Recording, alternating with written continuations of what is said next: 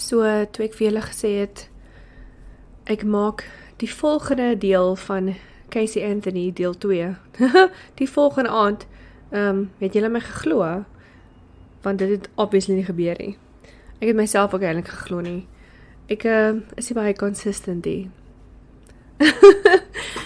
Ek het goeie intensies gehad, maar toe gebeur daar ander goed, en toe raak ek besig, en toe vergeet ek, en toe onthou ek weer, en toe raak ek weer besig.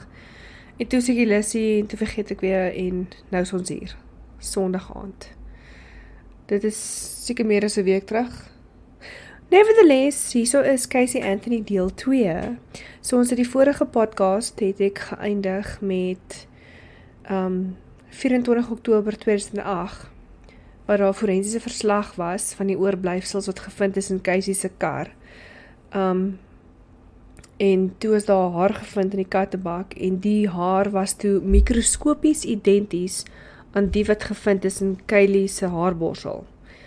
En die haar het ook gedui op aansienlike ontbinding. En hulle het ook gesê daar is 'n ligmonster gevat van die lig in die kattebak, en daar is 'n chemiese verbinding wat ooreenstem met menslike ontbinding. Okay, so hierdie hare wat mikroskopies identies is. Okay, dit is daai strontstorie van hoe hulle mense geconvicted het in die 50s, okay, voor DNA. So, ek weet nie hoekom jy, as jy hare het in Kylie se haarborsel, en jy kry hare in die kattebak, in 2008, hoekom doen jy nie 'n DNA-toets nie? Hoekom word hare mikroskopies identies geïdentifiseer? Dit is letterlik hoe hulle mense geconvicted het in die ou tyd van moord. Verstaan, en toe kom DNA, en toe doen hulle DNA-toetse, en toe is daar 'n klomp mense wat hulle moes vrylaat, wat verkeerdelik in die tronk gesit is, omdat hulle hare is identies. Daar is soos mense wat aangekla was van verkrachtings en sulke goed, en dan is daar nou een pube gevind op die crime scene, en dan is dit nou mikroskopies identies aan die ou se pubes, en nou is hy sommer skuldig. Skuldig van verkrachting, want sy pube lyk soos al die ander 100 mans mense sin. Soos wat se belaglike nonsens is dit. Anyway, so dit is waar die besigheid vir my bietjie begin ontrafel het. Maar laat ons aanbeweeg. Dis nou 2008. So toe 11 Desember 2008, toe is daar bene van 'n jong meisie gevind in 'n woudagtige gebied 'n halwe myl van Casey Anthony se huis af. So die persoon wat die bene gevind het, sy naam was Ray Kronk. Ja, dit klink so 'n opgemaakte naam. So Ray Kronk, hy was hulle noem dit 'n utility worker, maar dit is soos 'n meterleser. So ek weet nie of hy nou watermeters gelees het of wat ook al nie, maar hy was 'n vorige bail bondsman. So hy het nog steeds soos 'n belang as daar soos kriminele sake en sulke goed is.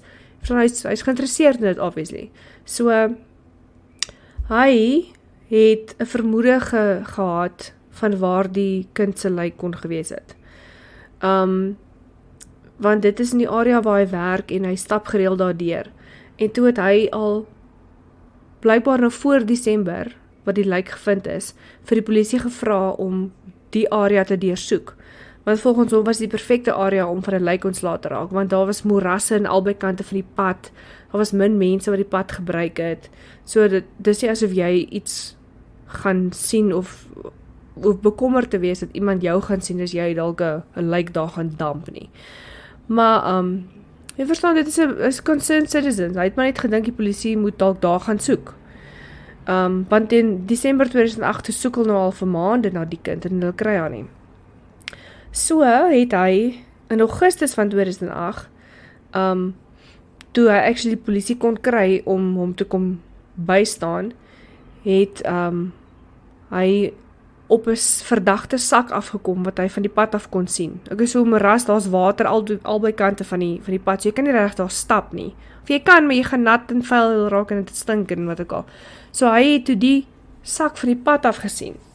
En toe dat die polisie laat kom, dat hulle kan ondersoek instel, en hy het vir hulle gewys, kyk daar lê die sak, en die polisieman het blykbaar net op en af gekyk en gesê, hy sien niks nie. Maar Ray het ook later gesê, hy dink dit is omdat hy die polisie so bang gepraat het, want hy het vir hulle gesê van hoe baie ratelslange en shit daar is. So, ek kan nie regtig die ou blameer as hy nou nie in die moeras wil ingaan om na 'n sak te kyk hê. Maar, so het Augustus nou gegaan en niemand wou gaan kyk na die sakkie. En toe in Desember toe gaan Ray Kronk maar op sy eie.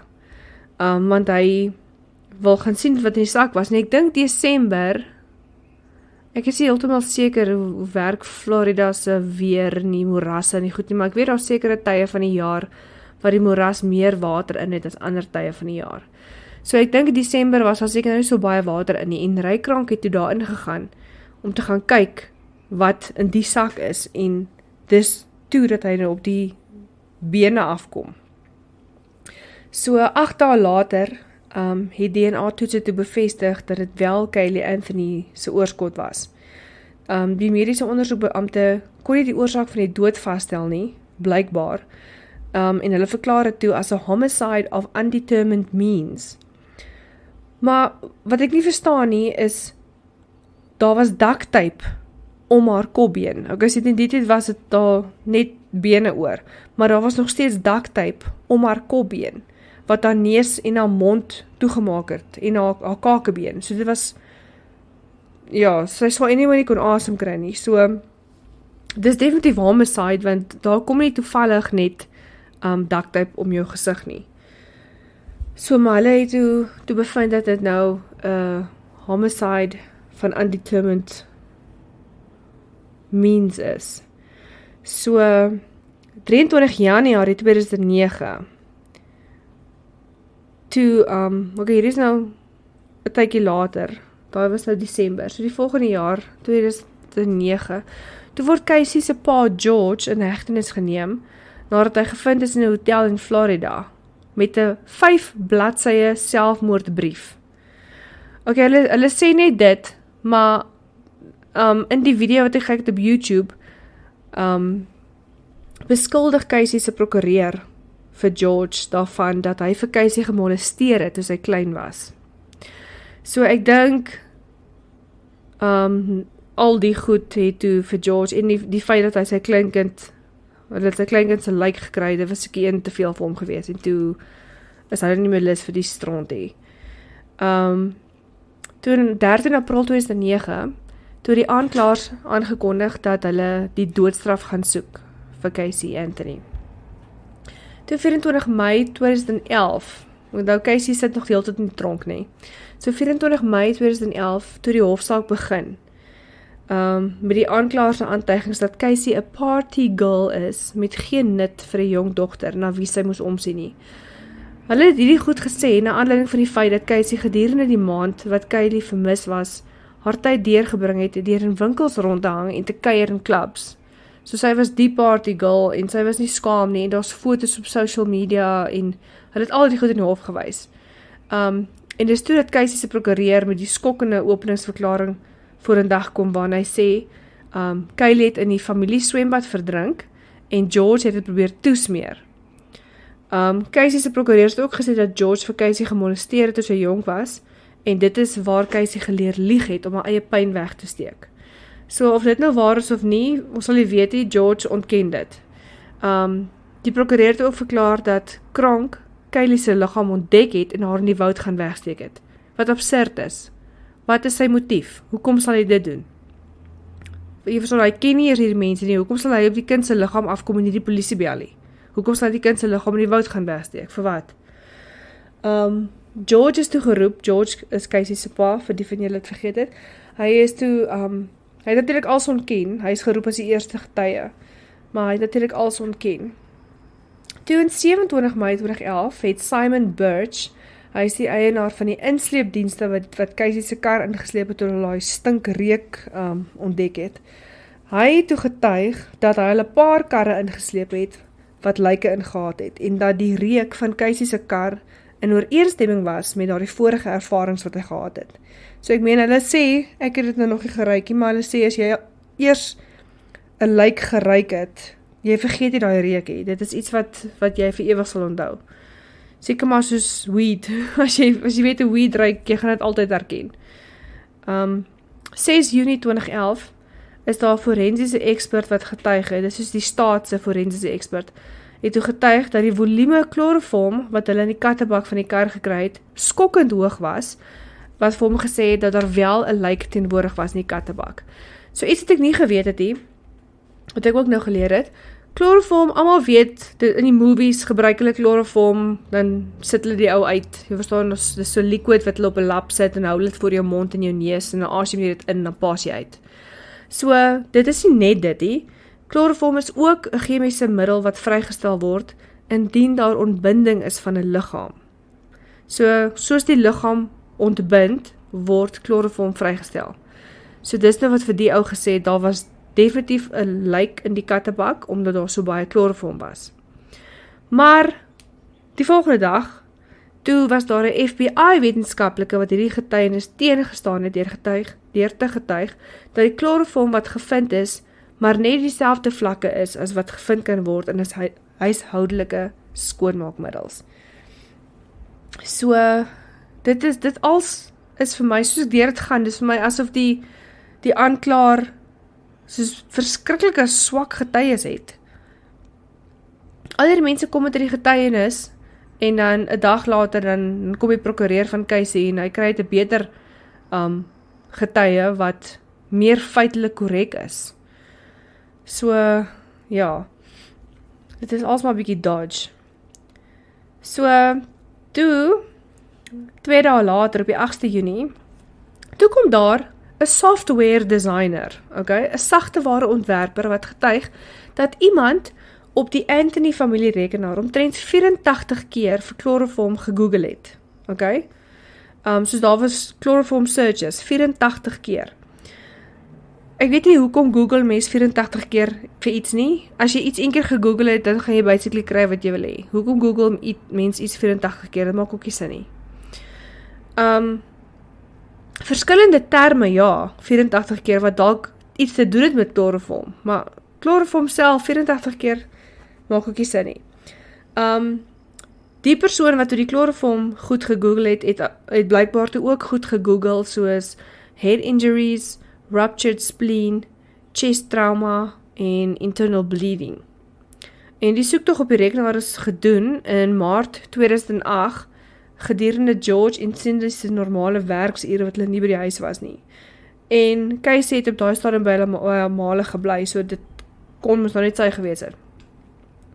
Maar, weer eens, toe kom dieselfde ontwerper later weer terug en getuig dat daar 'n fout was met sy detecting software en dat die rekenaargebruiker net een keer 'n website wat te doen gehad het met kloroform besoek het. Nie 'n baie goeie software designer as jy my vra nie. Soos jy design software wat hierdie goed moet optel, maar hulle kan dit eers reg doen nie. Soos iets wat een keer gebeur het, stoot die program uit het 84 keer gebeur. Savak. Maar ja, so dit was die 8ste Junie toe, 'n paar weke later op die 23ste Junie, toe het Cindy getuig, die ma van Casey, dat dit sy was wat kloroform nagevors het op die rekenaar. Hulle sê nie hoekom sy het gedoen het nie, maar dalk wil sy vir George vermoor het, ek weet nie. Maar sy het ook getuig dat die vuilkol wat in die kattebak vir die kar gevind is, wat hulle sê, vermoedelik veroorsaak is deur Kylie se ontbinde lijk, daar was toe hulle die kar 8 jaar van tevore gekoop het. So ek dink nie eers sy weet reg wat gebeur het nie, sy lieg net, want sy het nog haar hele lewe lank gelieg om vir Casey te beskerm. Soos met die hoërskool, wat Casey nooit eens klaar gemaak het, die maar hou vir haar partytjie. Jy verstaan, Casey kan doen wat sy wil, haar ma cover net heeltyd vir haar. Heeltyd. So, dit was die 23ste Junie, toe die 3de Julie, toe is dit nou die slotbetoe. Is dit nie 'n mooi woord vir closing arguments nie? Slotbetoe. So met hul slotbetoe het die aanklaer gesê, dat Kylie was vir Casey 'n las, wat sy van ontslae wil raak, omdat sy haar vryheid wou terug hê. Ek meen, ons almal het deur 'n stadium gegaan in ons lewens, wat ons gekuier het, en jy slaap nooit nie, jy drink te veel, jy eet junk food, maar ek meen, dan raak 'n mens groot, en sodra jy kinders het, dan is daai lewe van jou verby. Ek meen, jy het 'n keuse gemaak om 'n kind te hê, so, dit is moet jou keuse wees om dan daai leefstyl van jou te stop en dan verantwoordelik te raak, sou 'n mens dink. Maar ja, soos jy kan sien, terwyl Kylie vermis was daai maand, ek meen, enige normale mens sou teen die vloer gewees het. Depressed, jou kind, jou enigste kind, is 2 jaar oud, sy is weg, jy weet nie waar sy is, jy weet nie of sy lewe en of sy dood is nie.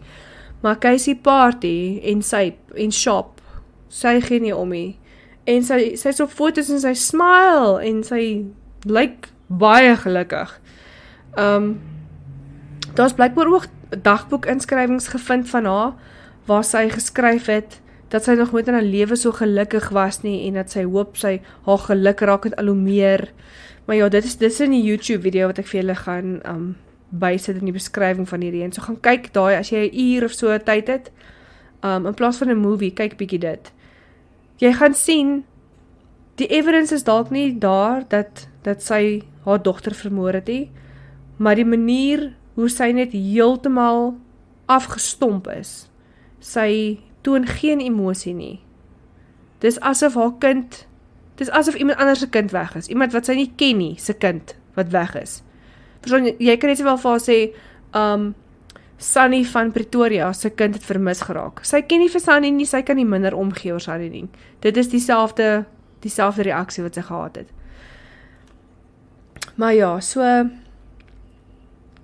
met hulle slot betoog, het die aanklaer moes nou gesê van Kylie wat 'n las was vir Casey. Maar Casey se prokureur kom toe terug en maak mense toe attent op die feit dat daar's nie genoeg bewyse om Kylie se liggaam in die kattebak te plaas of om Casey te verbind aan haar dogter se dood nie. So ja, hierdie saak het 10 jaar terug gebeur en daar's baie goed. Ek het al 'n hele paar artikels gelees oor dit, maar ek is seker niemand weet regtig als nie, en as jy die hele hofsaak gesien het, sou jy dalk beter verstaan het wat aangaan. Blykbaar is daar 'n fliek gemaak oor hierdie saak, maar ek het nog gekyk, ek weet nie hoe waar of hoe na nie waar die movie is nie.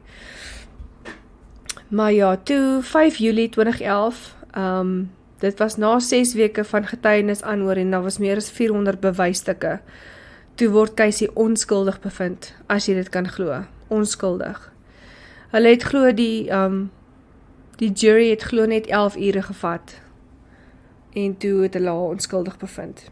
En wat nogals interessant is daar was 7 vrouens en 5 mans op die jury. Ek sal dink dat die vrouens meer geneig sal wees om, ek weet nie, ek sal gedink het sy skuldig as ek sien hoe onsensitief en hoe ongevoelig sy is. Maar ja, so op 7 Julie, toe kry Casey haar vonnis. Sy het 'n 4 jaar vonnis gekry en 'n $4,000 boete, omdat sy 4 keer vir die polisie gelieg het. Maar die tronkstraf is toe gekanseleer, omdat sy toe op daai stadium amper 3 jaar alreeds in die tronk spandeer het. En sy het toe net nog 10 dae in die tronk spandeer en toe op 17 Julie 2011, toe is sy vrygelaat.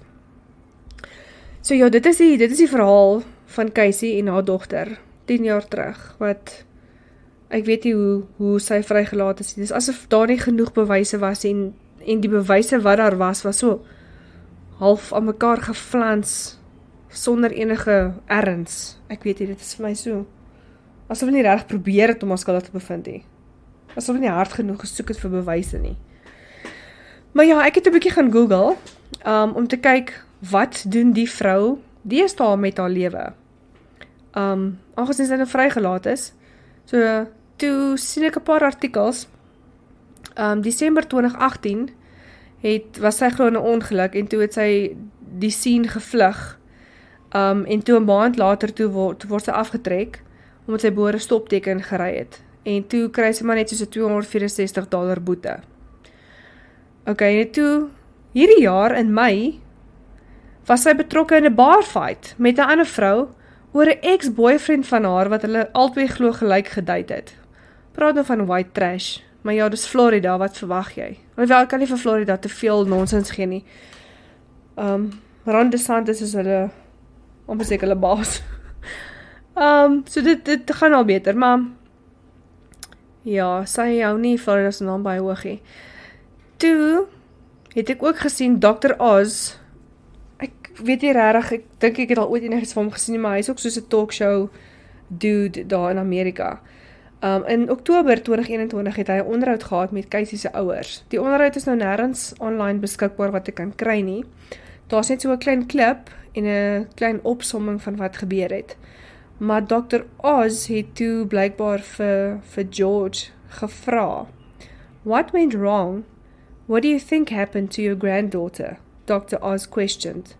Well, every evidence showed them that there was a small person or possibly an object in the back of her car that could resemble a child, George said in another clip, having previously claimed he last saw his grandchild with her mother, now 35, on June 16th, 2008.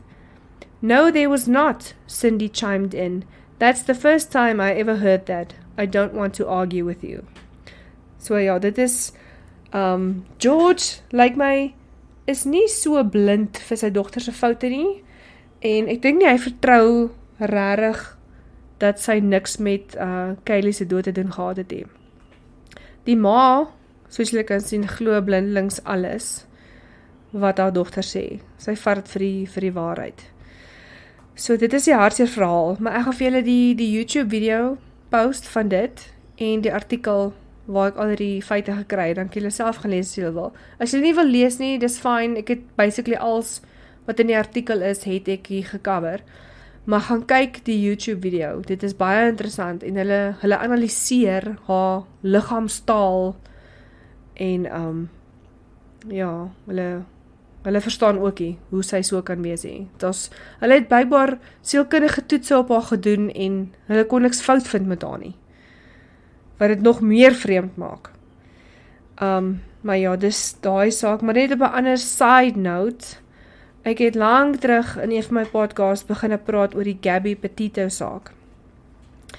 En van die van julle wat nie weet nie, wat nie die ander podcast geluister het, net 'n quick refresher, Gabby Petito en haar boyfriend, of / verloofde, Brian Laundrie, het iewers die jaar op 'n toer gegaan deur Amerika. Hulle wou deur al die natuurreservate getoer het.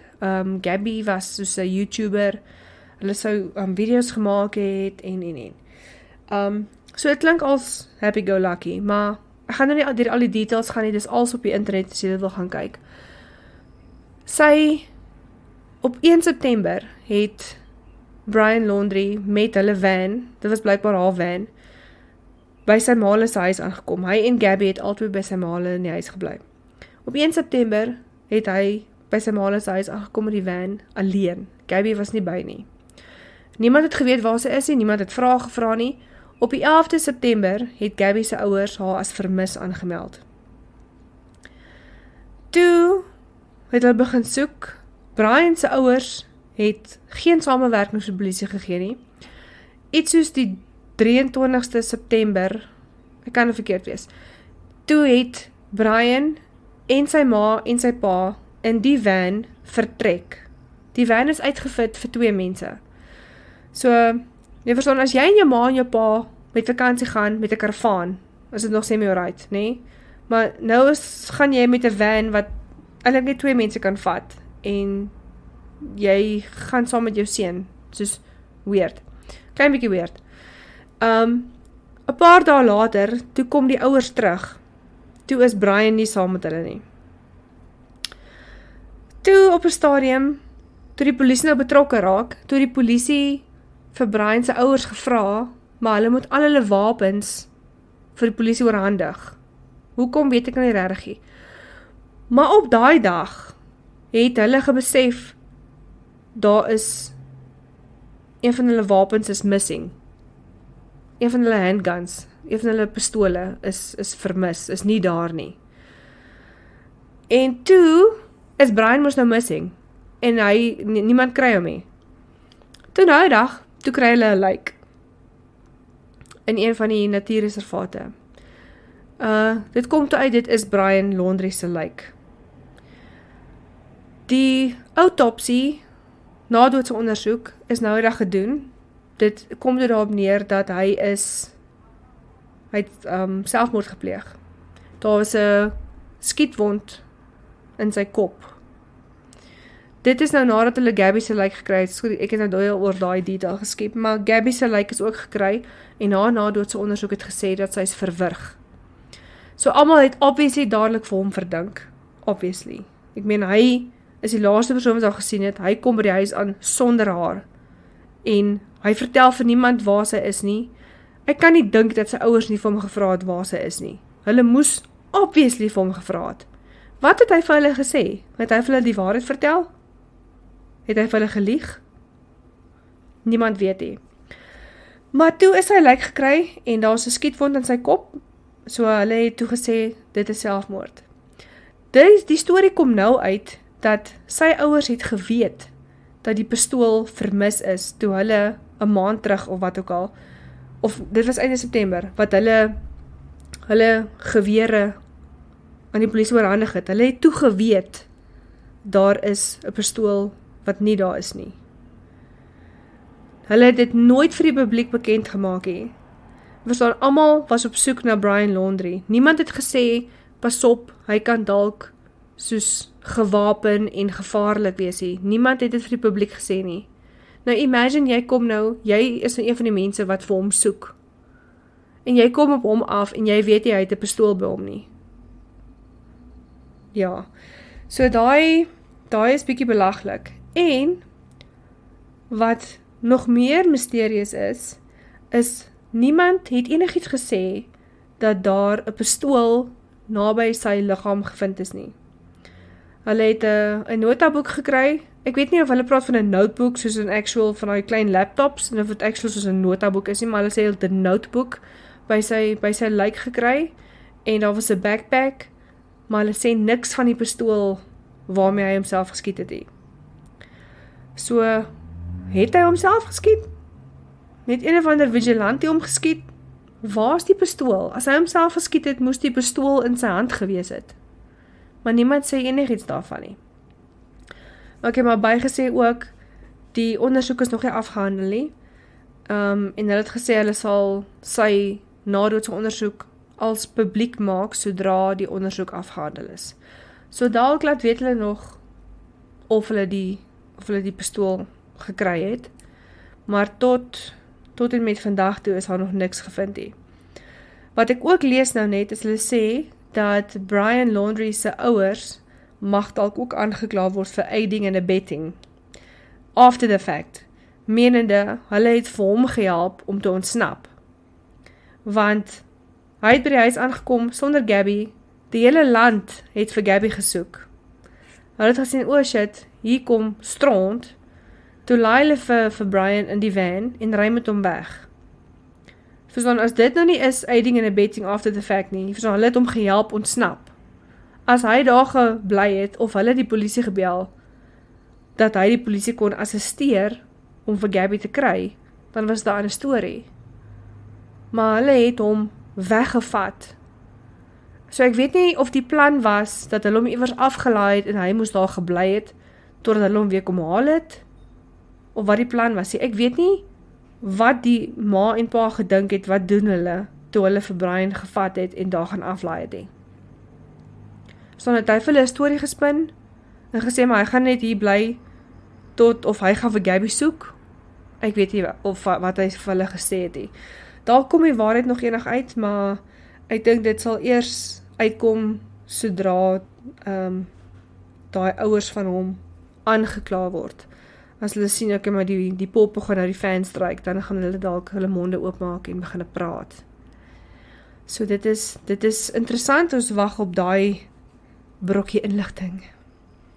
Maar ja, verder, rustige naweek, te veel geëet, nie veel gedoen nie. Môre werk ons weer. Ek het nogal so iets gedink wat ek nog gesê het op die podcast, maar ek kan nie onthou nie. Ek het niks notas gemaak, behalwe my Casey Anthony notas nie. Maar hoe shocking is dit, julle? Ek kan nie oor dit kom nie. Kyk net na die video, asseblief. En dan sê julle verstaan my frustrasies met hierdie hele saak. Dit is so frustrerend.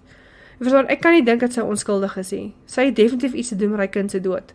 Maar, ek stem saam, daar was nie genoeg bewyse om daai vrou in die tronk te sit nie. Maar dit is die polisie se skuld. Die mense wat daai goed ondersoek het, hulle was lazy bones. Iets daar het verkeerd gegaan.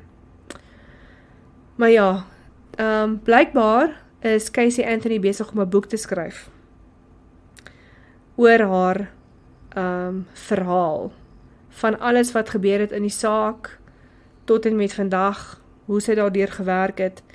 Persoonlik dink ek, sy soek net aandag, want sy lyk soos daai tipe, en sy soek obviously fame. Sy het nou 10 jaar terug, was sy nou in die spotlight met hierdie saak van haar, en op die video kan jy sien, sy is mal oor hierdie aandag. Sy sal enigiets sê. So, ek dink die aandag het nou 'n bietjie min geraak, nou het sy aangekondig, sy is besig om 'n boek te skryf, so nou sal weer ietsie van haar in die nuus, wat mense oor kan vef. Maar ja, ek sal graag daai Dr. Oz onderhoud wil gesien het met haar male. Dit lyk asof die ma en die pa daar bietjie reactions is tussen hulle twee, oor die kind van hulle. Jy sien, jy moet ook net, hulle het nie net een kind, sy het 'n broer ook, maar dit klink ook nie vir my of die broer reg baie van hou nie. Daar's een telefoonoproep op die video, wat ek vir julle gaan wys, of gaan share met julle, wat haar broer aan ons bel, wat sy die tronk is. Jy kan sommer agterkom, haar broer is moeg vir haar stront, soos hy sien reg, hy weet sy lieg oor alles, jy kan dit hoor in sy stem. Maar ja, dit is my storie. Julle moet 'n lekker Sondag aand verder hê, en laat weet my as julle daai video gekyk het, wat dink julle? Is hy skuldig, of is hy onskuldig? The plot thickens.